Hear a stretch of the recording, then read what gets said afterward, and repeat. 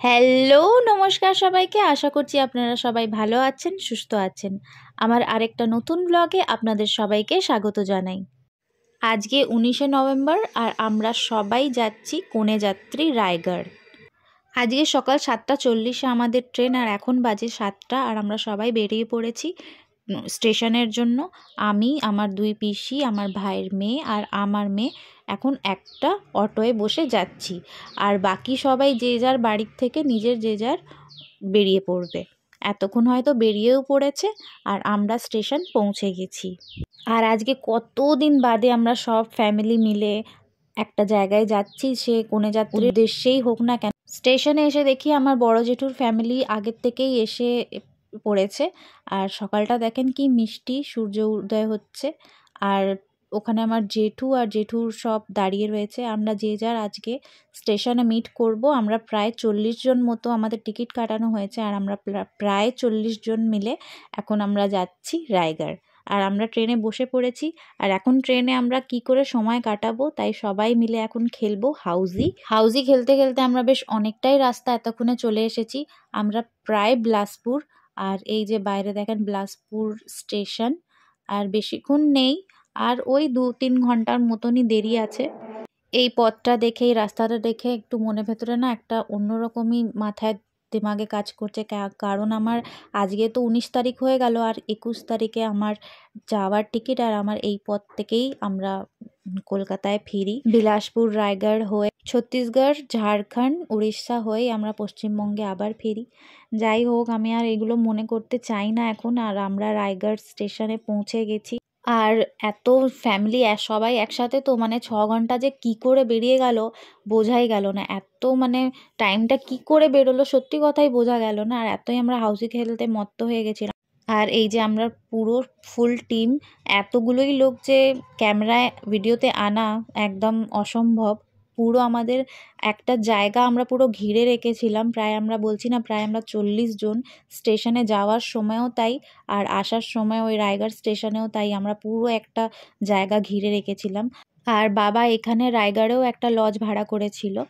আর যেখানে আমরা এখন খেতে বসে পড়েছি এসেই, কারণ আমরা ট্রেনে খুব একটা বেশি কিছু খাইনি। এসে ফ্রেশ হয়ে সবাই এবার যে যার খাবার খেতে শুরু করে দিয়েছি। আজকে উল্টো হচ্ছে, বউরা আমরা আগে বসেছি আর দাদারা সব আমাদের বাড়ছে, তারপরে ওরা খেতে বসবে, তারপরে আমরা বাড়বো। আমাদের জন্য খাবার বুবুর শ্বশুর বাড়ির থেকেই এখানে বলে দিয়েছিল, ওরাই দিয়ে গেল। আর এখন বাজে 8টা আর আমরা সেজেগুজে কন্যাযাত্রীরা সব দল বেঁধে বেরিয়ে পড়েছি লজ থেকে। বুবুর যেখানে বৌভাত হচ্ছে খুব একটা দূরে না, মাত্র 5 মিনিট মতো রাস্তায় ছিল, তাই সব হাঁটা পথই ধরেছি। আর এই যে পুরো আমাদের দলটা সেজেগুজে বেরিয়ে পড়েছি। দুপুরবেলা ভাবছিলাম যে একটু ঘুমাবো, কিন্তু এত লোক একসাথে হলে কি আর ঘুমানো যায়?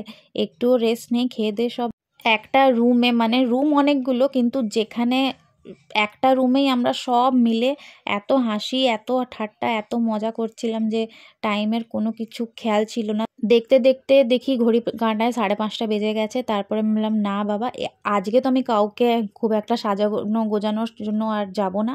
আমি আজকে নিজেই আগে সাজতে বসেছি। কেন আগের বারে আমি অনেক বকা খেয়েছি। আমার মেয়েকে আর আমার বোনকে সাজিয়ে আমরা সেজেগুজে বেরিয়ে পড়েছিলাম। তার মধ্যে 2-3 জনকে ওই একটু আই মেকআপ, একটু আইলাইনার লাগিয়ে দিয়েছি, তাতে কোনো অসুবিধা হয়নি। 8টার মধ্যে আমরা সব কমপ্লিট।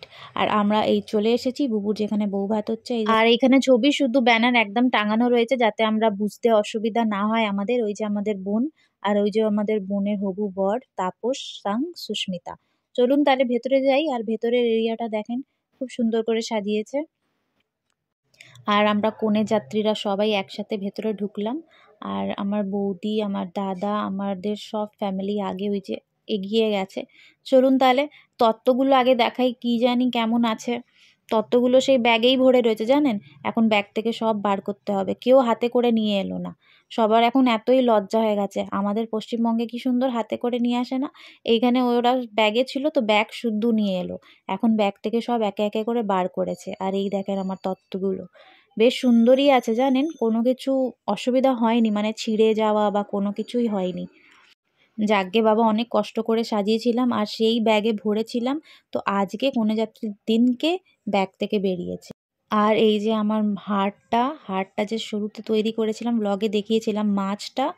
আর ওইখানে টিয়ার হাতে আছে, আমার বোনের হাতে আছে মনে হয় কসমেটিক্সগুলো।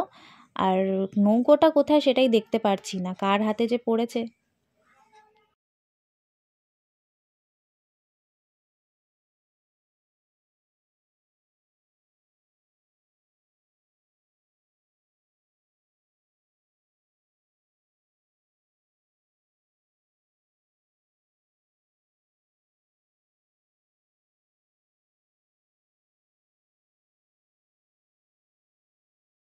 চারিদিকে দেখছি কিন্তু আমার নৌকোটা কিছুতেই দেখতে পারছি না। তারপর পিসিকে জিজ্ঞেস করলাম, কি রে নৌকোটা কোথায়? বললো সে আগেই নিয়ে চলে গেছে নৌকো। যাই হোক, যাকগে। আর এই যে আমাদের বুবু রানী আর তার বর, দেখতে বেশ সুন্দর লাগছে বলেন। ও আমাদের দিকে তাকিয়েই রয়েছে, ভাবছে মনে মনে কখন আমরা স্টেজে আসব আর কখন ও দেখবে আমাদেরকে। তাহলে চলুন যাই, ওর সাথে আলাদা করে স্টেজে গিয়ে দেখা করে আসি। আমরা অনেকক্ষণ ধরেই দাঁড়িয়ে রয়েছি, কিন্তু গেস্টরা এসেই পড়েছে, তাই আমরা উঠছি না, যাতে ওদের অসুবিধা না হয়। আর আমরা সবাই মিলে চলে এসেছি স্টেজে। আর বুবুকে বেশ সুন্দর লাগছে বলেন, আর বুবুর বরকেও ভালোই লাগছে। আর বুবু এখন একটু ইমোশনাল আমাদেরকে দেখে, কান্নাকাটি করছিল বেশ অনেকটা। আর আমি ও কান্নাকাটি করলেই ভিডিও নিয়ে হাজির। আবার ও ইচ্ছে করে, আমি ওকে বলছি যে দাঁড়া দাঁড়া ভিডিও করি, তুই কাঁদছিস? তারপরে ও দেখে আবার স্মাইল করছে।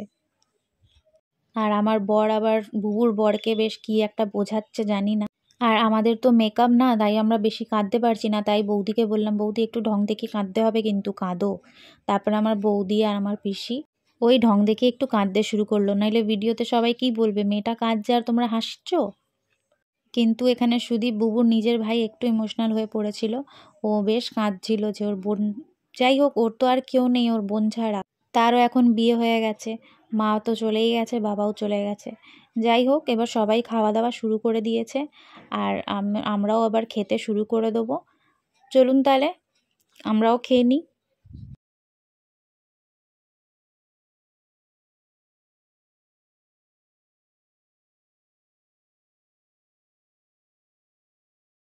খেয়ে দিয়ে আমরা সবাই বেরিয়ে পড়েছি। আর এবার যাব লজে। আর বেশ রাত হয়ে গেছে, 11টা 11:30 মতো বাজে এখন। আর রাস্তা একদম ফাঁকা দেখেন। এখানে খুব তাড়াতাড়ি মনে হয় গাড়ি ঘোড়া বন্ধ হয়ে যায়। আমাদের রায়পুরে তো সব সময় গাড়ি ঘোড়া, কোনো দিন আমাদের রাস্তার বিস্তার থাকে না। এখানে রাস্তা গাড়ি ঘোড়া কমই দেখছি। তাহলে চলুন, আর কি হবে, হয়ে গেল। আজকে যেটা মেন ছিল, একটা জিনিস বাঁচা ছিল, সেটা হচ্ছে কনেযাত্রী যাওয়া, বৌভাত খাওয়া, সেটাও হয়ে গেল। আর আজকে 19 তারিখও হয়ে গেল খুব তাড়াতাড়ি। মানে আমি ভেবেই পাচ্ছি না যে পরশুদিন আমাদের আবার যাওয়ার পালা। মানে কালকে ভোরবেলা আমাদের ট্রেন, গিয়ে একটু রেস্ট নিয়েই আমাকে আবার প্যাকিং করতে হবে। তার পরের দিন আবার ট্রেন ধরতে হবে, কিন্তু সেই ট্রেন ধরাতে কোনো আনন্দ নেই জানেন। আর কি বলেন তো, সেটা তো বাড়ি ফেরার ট্রেন। আর এতদিন এখানে একসাথে সবাই মিলে থেকেছি, সেটার একটা মনে আলাদাই কষ্ট হওয়া এখন থেকেই শুরু হয়ে যাচ্ছে। আর আমরা লজে ফিরে এসে এখন বাজে রাত 3টে, আর আমরা রাত 3টের সময় এখন আমরা বিরিয়ানি খাচ্ছি, কেন আমাদের খিদে পেয়ে গেছে। লজে ফিরতে ফিরতে প্রায় 12টা 1টা বেজে গেছিলো। আমাদের ভোর 5টার সময় আবার ট্রেন, তাই আমরা 4টের সময় আমাদেরকে লজ থেকে বেরোতে হবে। তাই আমরা সবাই ঠিক করেছিলাম যে আজকে কেউ ঘুমাবো না, সারা রাত ধরে আনন্দ করব।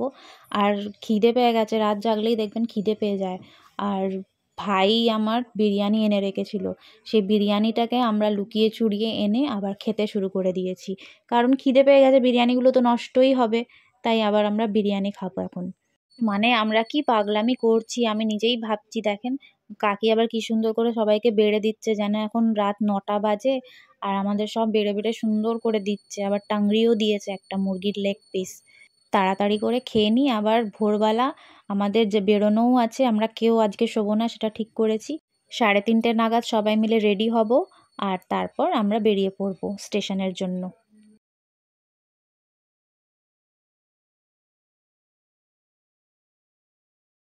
আর এই যে আবার ব্যাগ ট্যাগ নিয়ে সব শুরু করে দিলাম। কত দিন ধরে যে এই ব্যাগগুলো নিয়ে আমরা নাচানাচি করেছি, যেখানেই যাচ্ছি শুধু লাগেজ আর লাগেজ। লজেও গেলাম তো গাদা লাগেজ, এখন রায়গড় এলাম তো গাদা লাগেজ লাগেজ। প্যাকিং করতে করতে আমাদের অস্থির কাণ্ড হয়ে গেছে জানেন এই কদিন ধরে। যাই হোক, কিন্তু খুব আনন্দ হয়েছে এই প্যাকিং করতে।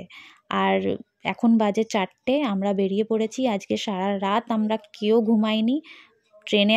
আমরা দিব্যি আজকে জানি আজ ট্রেনে আর কোনো হাউজি ফাউজি হবে না, ট্রেনের সবাই মিলে শুধু আমরা ঘুমাবো। আর কি বলেন তো, বেশ টায়ার্ড লাগছে, মানে কাল থেকে যা হচ্ছে, কালকে স্টেশনে নেমে থেকে আমরা এক ফোঁটা ঘুমাইনি। আমরা এখন বুঝতে পারছি যে আগে কিন্তু আমাদের খুব খারাপ অবস্থা হবে, তাই মনে হচ্ছে। আর এত ভোরবেলা মনে হয় অটোওয়ালাগুলো উঠিনি, আর অটোওয়ালার জন্যই আমরা এতক্ষণ ওয়েট করছিলাম। তাহলে বাই রায়গড়। আমার তো এই প্রথম আমি রায়গড় শহরে এসেছি, আর সকালে যে ঢুকেছি লজে আর এখন আমরা বেরিয়েছি, তাই বেশি কিছু ঘাটাঘাটি করে শহরটাকে দেখিনি, জানি না কি আছে না আছে। কিন্তু যাওয়ার সময় খুব সুন্দর একটা পাহাড়ের ভিউ দেখেছিলাম জানেন, কিন্তু ভিডিও ক্যামেরা বার করতে করতে ওই পাহাড়ের দৃশ্যটা চলে গেল। আর দেখেন কি সুন্দর আলো ফুটছে। আর আমরা স্টেশনে চলে এসেছি, এখান থেকে ট্রেন ধরবো, ট্রেন ধরে সোজা যাব রায়পুর। আর ট্রেনে উঠে সোজা ঘুমাবো, সবাই মিলে শুধু ঘুমাবো, আর কোনো দিকে তাকাবো না। 6 ঘন্টা এখন পুরো বিস্তারে ঘুমাবো আমরা। আর আমরা ট্রেনে বসে পড়েছি। এখন আর এই দুনিয়ার বাসি আর আমরা থাকবো না। ওই যে বললাম কিছুক্ষণ, ব্যাস আমরা কেউ এখন আর একে অপরের দিকে তাকাবো না।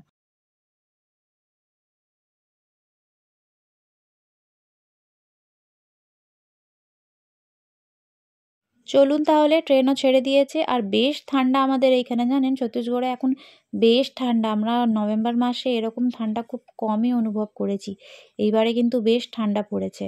আর জানি না আমাদের ওইখানে কলকাতার অবস্থা কি আছে, ওর বাবা তো বলছিল যে খুব একটা ঠান্ডা নেই। এখন গিয়ে দেখতে হবে কি অবস্থা ওইখানকারও। আর আমি তো কিছু বয়ে নিয়েও আসিনি শীতের জিনিস, জানি না কি হবে।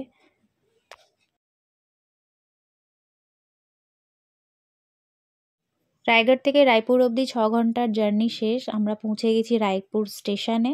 এখান থেকে সবাই যে যার জিনিস এখনও নামানো চলছে, আর এখান থেকে আমরা চলে যাব বাড়ি।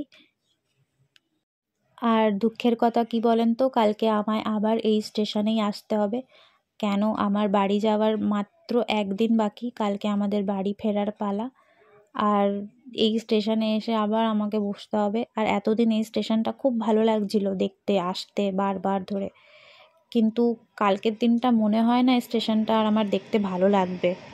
আর এখন এইটাও বলতে পারবো না যে অনেক দিন বাকি আছে, আমি আর মনে আর ওইগুলো আনতে চাইছি না, কারণ সেটাও তো না। এখন গিয়ে আমাকে প্যাকিং শুরু করে দিতে হবে, আর বাড়িতে সব ছত্রকার হয়ে পড়ে আছে। মাকে বলেছি, মা যেখান থেকে খুঁজে পাবে সব এক জায়গায় রাখবে, কিন্তু সেই লজে গেছি আর বাড়ি ফিরে কিচ্ছু গোছগাছ করা হয়নি জানেন। আজকে মনটা কিন্তু খুব খারাপ হয়ে গেছে জানেন এখন, কারণ আমরা সবাই একসাথে ছিলাম তো এতদিন, আর এই রায়গড়েও সব একসাথে ছিলাম। এখন তো যে যার বাড়ির জন্য বেরিয়ে পড়েছে, আমরাও নিজের বাড়ির জন্য টোটো নিয়ে নিয়েছি স্টেশন থেকে। চলুন তাহলে বাড়ি ফিরি, দেখি কি অবস্থা আমাদের জিনিসপত্র, সেগুলোই আগে খোঁজ নেব গিয়েই। আজকের ব্লগটা এই পর্যন্তই। আশা করছি আমার ব্লগগুলো আপনাদের ভালো লেগে থাকবে। সবাই ভালো থাকবেন, সুস্থ থাকবেন, খুব সাবধানে থাকবেন।